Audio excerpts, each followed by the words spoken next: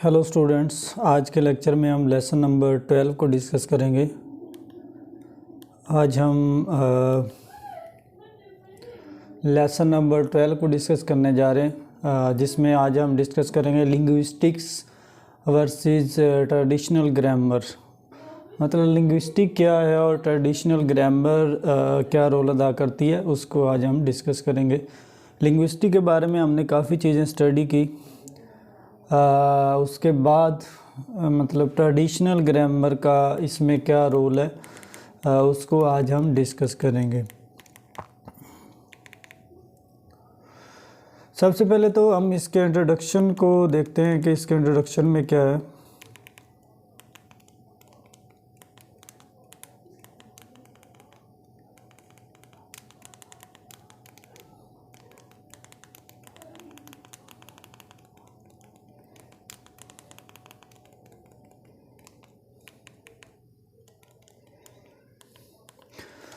Introduction में सबसे पहले हमें जानना है कि लिंग्विस्टिक और ग्रामर का क्या रोल होता है और क्यों ज़रूरी होती है लिंग्विस्टिक में grammar.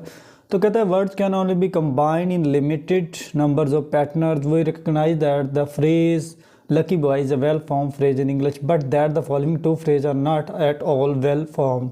Boys lucky, lucky boys. इसमें ये कहना चाह रहा है कि कोई भी चीज़ है वो सीक्वेंस में अच्छी लगती है। मतलब उसमें अगर सीक्वेंस होगा तो डेफिनेटली वो ऑथेंटिक होगी, उसको समझा जा सकेगा और उसको समझना लर्नर के लिए, स्पीकर के लिए, सबके लिए इजी हो जाएगा।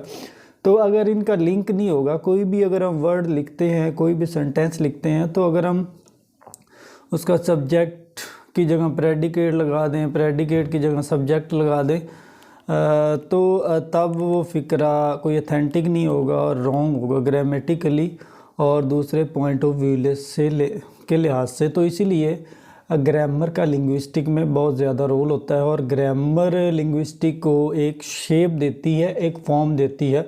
इसमें बहुत सारी चीज़ें हो सकती हैं। इसमें पार्ट्स ऑफ स्पीच हो सकते हैं। पार्ट्स ऑफ स्पीच में काफ़ी चीज़ें होती हैं, noun, article, adjective, verb, adverb, इसमें सारी चीज़ें हो सकती हैं। तो इसीलिए ग्रामर को एक शेप देना बहुत ज़रूरी होता है। और अगर ग्रामर को हम शेप देंगे डेफिनेटली वो लिंग्विस्टिक की ही बदौलत देंगे। मतलब अगर हम एक लैंग्वेज में एक सेंटेंस लिखते हैं, अगर उसका सब्जेक्ट फर्स्ट पे आए, वर्ब सेकंड पे, थर्ड पे ऑब्जेक्ट आ जाए, तो वो सीक्वेंस होगा, उसको हम तोड़ सकते हैं, जोड़ सकते हैं। लेकिन अगर हम एक वर्ड है boy is the lucky, lucky इसमें नाउन है, ठीक है, दी आर्टिकल है, बॉयज़ भी नाउन है, तो मतलब इसका कोई सीन नहीं है। लकी एडजेक्टिव भी हो सकता है, ठीक है। तो इसीलिए ग्रामर को एक शेप देना बहुत ज़रूरी है। इसी में पहले मैं बताना चाहता है कि ग्रामर को एक शेप में लिखना अथेंटिक होता है और उसको समझना सबके लिए इजी होता है। ट्रेडिशनल ग्रामर क्या होती है? A term, article, adjective, noun that we use to label the grammatical category of word phrase. The lucky boys came from traditional grammar, which has its origin in the description of language, such as Latin and Greek. Since there were a well-established grammatical description of these language, it seems appropriate to adopt the existing categories from these description and apply them in the analysis of newer language such as English.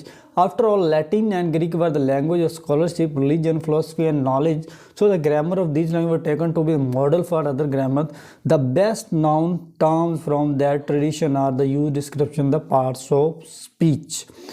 मतलब इसमें traditional grammar को एक shape दी जाती है, एक sequence दी जाती है, उसको एक वेल ऑर्गेनाइज किया जाता है। मतलब कुछ वर्ड्स हैं, उनको अगर एक सीक्वेंस से लिख दिया जाए तो उसको डिफ़ाइन करना, उसके मीनिंग लेना और उसको बाद में तोड़ना इजी हो जाता है। अगर एक वर्ड हम लिख दें या सेंटेंस लिख दें जिसकी कोई सीक्वेंस ना हो, तो वो मेंटेन होगा, मतलब वो अनसिविलाइज्ड जिसे हम कहते हैं। जब हम मतलब कोई अपनी ड्रेसिंग देख ले, इंसान में अगर कोई चीज़ की कमी हो तो उसको बोरिंग सी होती है और वो अजीब सा लगता है। ऐसे ही सेंटेंस या ग्रामर में भी ऐसा ही होता है कि सेंटेंसेस की सीक्वेंस होनी चाहिए। इसमें हम द पार्ट्स ऑफ स्पीच हैं। पार्ट्स ऑफ स्पीच का आपको पता है 8 से 9 होते हैं। Noun, pronoun, verb, adverb, adjective, conjunction, interjection, ये सारे नाउन्स हैं, सॉरी पार्ट्स ऑफ स्पीच हैं। तो इसमें डिफरेंट काइंड्स हो सकती हैं। जिस तरह ये वर्ड्स लिखे हुए हैं, the lucky boys found a backpack in the park and they opened it carefully. इसमें बताना चाह रहा है कि मतलब इसमें पार्ट्स ऑफ स्पीच होते हैं जो डिफरेंट काइंड्स के होते हैं। एडजेक्टिव है, नाउन है, प्रोनाउन है, वर्ब है, एडवर्ब है। मतलब ये सारे ट्रेडिशनल ग्रामर में यूज़ होते हैं।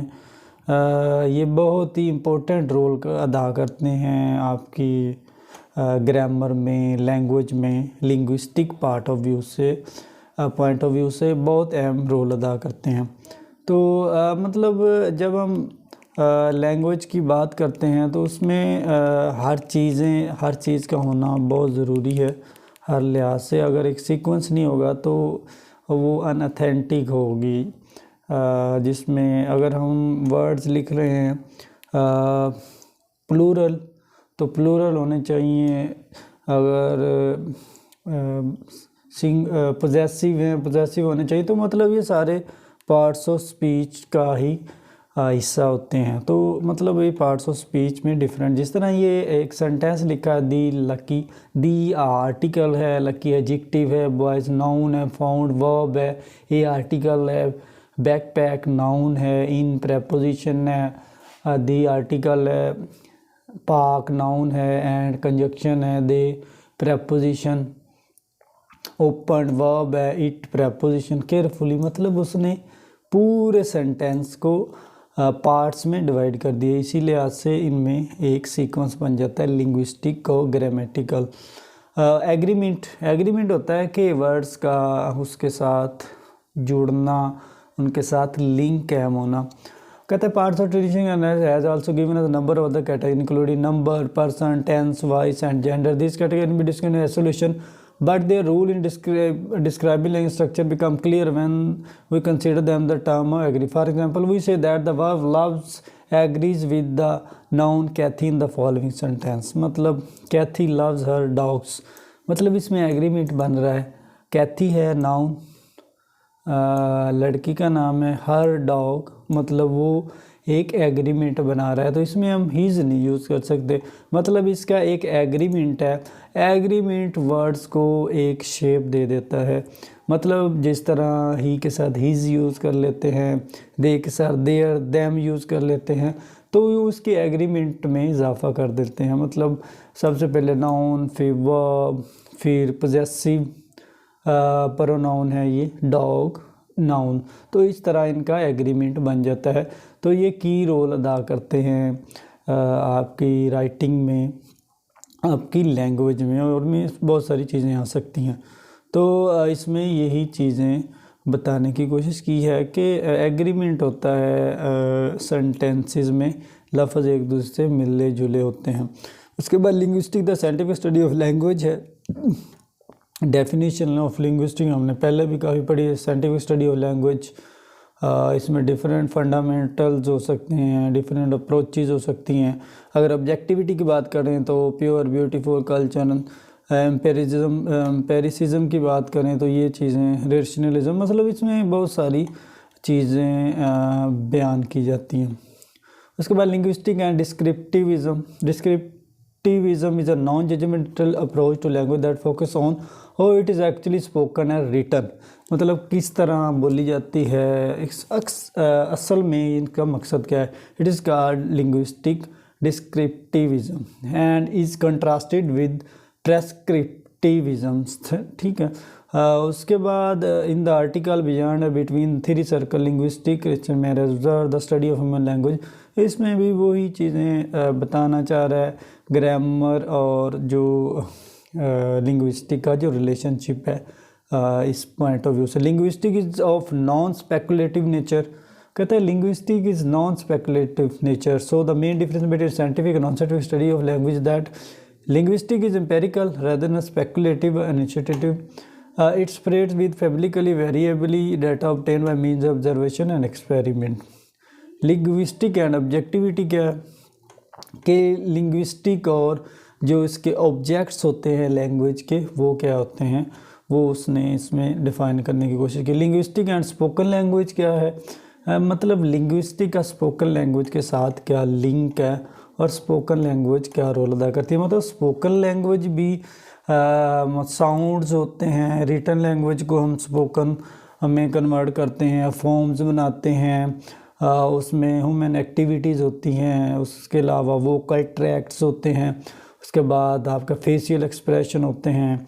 मतलब जब आप स्पीकिंग कर रहे होते हैं तो उसमें एक चीज़ इन्वॉल्व नहीं होती, उसमें मल्टीपल चीज़ें इन्वॉल्व होती हैं जो की रोल अदा करती हैं आपकी लैंग्वेज में, आपकी स्पीकिंग लैंग्वेज। तो इस पूरे टॉपिक में ये बताना चाह रहा है कि लिंग्विस्टिक एंड स्पोकन लैंग्वेज, मतलब लैंग्वेज और स्पोकन लैंग्वेज का आपस में लिंक होता है। मतलब साइंटिफिकली जब हम स्टडी करते हैं तो हम ग्रामर को पॉइंट आउट करते हैं, ग्रामर को मद्देनज़र रखते हुए सारी चीज़ों को एक्सप्लेन करते हैं, और ग्रामर ही एक बेस कैम करती है लैंग्वेज में, और लैंग्वेज के कॉन्टेक्स्ट में डिफरेंट पॉइंट ऑफ व्यू से हम डिस्कस करते हैं। मतलब उसके अलावा और उसने यही बताने की कोशिश की है कि लैंग्वेज और ग्रामेटिकल जो टेक्स्ट है या ग्रामेटिकल स्ट्रक्चर है उसका एक लिंक होता है। दोनों का लिंक कायम रहे तो ऑथेंटिक सेंटेंस बनते हैं और उनका एग्रीमेंट बन जाता है। अगर दोनों का लिंक कायम ना रहे तो उनमें काफ़ी एम्बिगुइटी पैदा हो जाती है, बहुत सारी क्लैरिटी नहीं पैदा होती और एम्बिगुइटी पैदा रहती है, और जिसकी वजह से बहुत सारी प्रॉब्लम्स को फेस करना पड़ता है। तो ये था आज का हमारा लेक्चर जिसमें हमने लेसन नंबर 12 को डिस्कस किया, जिसमें लिंग्विस्टिक एंड ट्रेडिशनल जो रवायती ग्रामर है वो क्या चीज़ होती है और उनका एग्रीमेंट क्या होता है।